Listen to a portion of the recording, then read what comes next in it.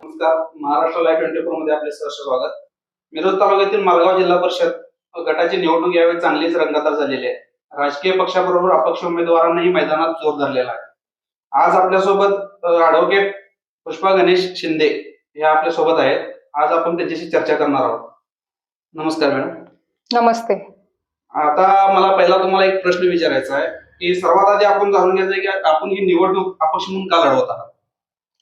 मी अपक्ष म्हणून लढवत आहे कारण माझी स्वतःची एक विचारधारा आहे. मला ज्या पद्धतीने आता निवडणुकीचं वातावरण चालू आहे त्या प्रवाहात न जाता मला माझ्या वेगळ्या पद्धतीचं, माझ्या कामाच्या वेगळ्या पद्धतीनं मला ही निवडणूक लढवायची आहे. त्यामुळं मला अपक्ष राहणं इथं योग्य वाटत आहे. बरं. आता आपण मालगाव जिल्हा परिषद गटातून आपण लढवत आहात अपक्ष म्हणून. हो. आपलं चिन्ह आहे नारळ. नारळ. बरं. आता तुम्हाला मालगाव मधल्या कोणकोणत्या समस्या जाणवत आहेत आता सध्या? मालगाव मधल्या समस्या जाणवत आहेत म्हणण्यापेक्षा मालगावमध्ये समस्या आहेत. बरं. त्या जाणवण्यापेक्षा त्याच्यावर उपाय करणं महत्वाचं आहे. आणि अशा कित्येक समस्या आहेत ज्याच्यावर अजूनपर्यंत ही तोडगा निघालेला नाहीये. ठराविक जर समस्या बघायला गेलं तर साधीशी एक छोटीशी आपली हर घर जल ही एक सरकारची योजना आहे.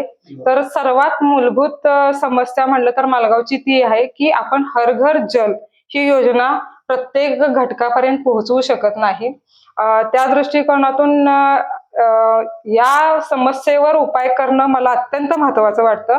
कारण मालगावमध्ये असा बराचसा भाग आहे जो स्थानिक वस्ती सोडून मळा भाग वगैरे इतर ठिकाणी राहत आहेत. त्या ठिकाणी ते पाणी लोकांपर्यंत पिण्याचं पाणी पोहोचणं गरजेचं आहे असं मला वाटतंय. त्याचबरोबर रस्ते देखील असतील, शेत रस्ते असतील, शिक्षणाबाबतच्या समस्या असतील, मुलांच्या शिक्षण, आता जिल्हा परिषदेच्या शाळेमध्ये जे मुलांचं दर्जेदार शिक्षण असेल यावर माझा फोकस असेल. गावामध्ये प्राथमिक जे आरोग्य केंद्र आहे त्यामध्ये सर्वसामान्य व्यक्तीनं जाऊन व्यवस्थित उपचार घेणं असेल तर या प्रमुख गोष्टींवर माझा फोकस राहील. बरोबर. सध्या तुम्ही ॲडव्होकेट आहात.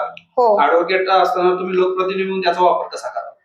मी ॲडव्होकेट आहे याचा लोकप्रतिनिधी म्हणून वापर करत असताना मला जे कायद्याचं नॉलेज आहे किंवा कायद्याने ज्या अनेक लोकांसाठी असणाऱ्या ज्या तरतुदी, हक्क, अधिकार दिलेले आहेत तर या बाबतीतलं मी लोकांमध्ये ती जागृती निर्माण करेन की हे तुमचे हक्क आहेत आणि ते मिळवून देण्यासाठी आम्ही आहोत आणि त्या हक्कांपर्यंत पोहोचवण्यासाठीचा तो माझा ऍज अ ॲडव्होकेट म्हणून प्रयत्न असेल. बरोबर. आता आपण महिला उमेदवार आहात. हो. महिलांसाठी काय आपले वेगळे कार्य वगैरे करणार आहात?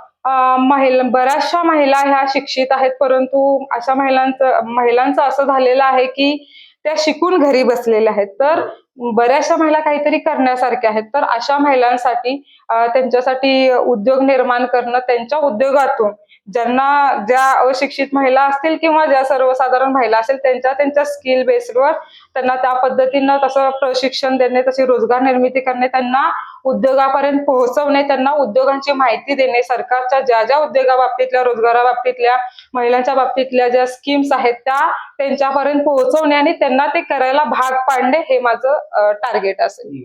आता तुम्ही जे महिला उमेदवार म्हणून आहात तर तुम्ही आता ह्याच्या अगोदर तुम्ही काम केले म्हणता? हो, केलेलं आहे. त्याच्यावर तुम्हाला आव्हाने कोणती आली होती?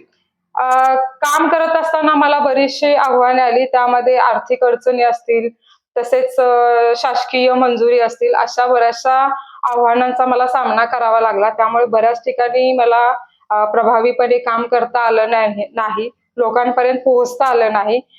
तसेच बरेचसे हस्तक्षेप असतात त्यामुळे देखील मला ते करणं थोडंसं कठीण गेलं. तर त्यावर सुद्धा मात करण्याचा माझा आता सध्या प्रयत्न असेल आणि त्या अनुभवातूनच मला थोडंसं या अपक्ष उमेदवारीतून जर मला लोकांनी निवडून दिलं तर अशा गोष्टींना मी फाटा देऊन ते काम त्यांच्यापर्यंत पोहोचवण्याचा माझा प्रयत्न असेल.